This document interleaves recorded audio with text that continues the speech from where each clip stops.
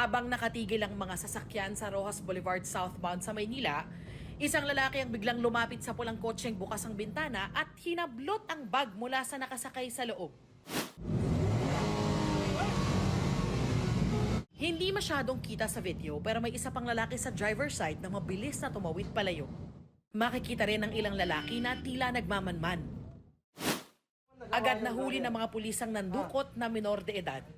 Binabantayan natin yan 24 hours. So nakahingi agad ng saklolo yung biktima.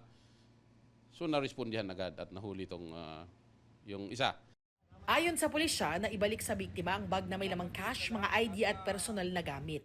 Itinuro raw ng nahuling minor de edad ang isa niyang kasama.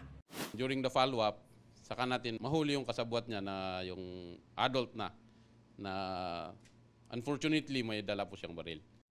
Batay sa investigasyon, modus daw nilang tsempuhan ang mga sasakyang bukas ng bintana o hindi naklock ang pinto. Yung isa, parang nilalansi niya yung kabila, yung driver's side. Kunwari, nanlilimos sila, nanlilinis ng mga kwandin, ng mga bintana natin. So, nalansi niya ngayong nalingat yung attention ng driver. So, diyan nakuha po ng kasabwat niya yung bag. Nabigla na naman po yun. Naglalaad po kami magtropa. Papunta po sa Star City. Tapos yun po, nangablot po yung tropa ko ng bag. Inamin niyang may baril siya nang naaresto. Wala lang po, self-defense lang po sa gulo lang po. Nahaharap sa mga reklamong illegal possession of firearms at paglabag sa election gun ban ng suspect. Habang ang nanghablot na minor de edad ay hawak na ng DSWD. Paalala ng pulis sa mga motorista. Huwag nating buksan ang ating bintana kung hindi naman kinakailangan. Kasi kahit maliit na siwang po yan, kaya nilang ibaba.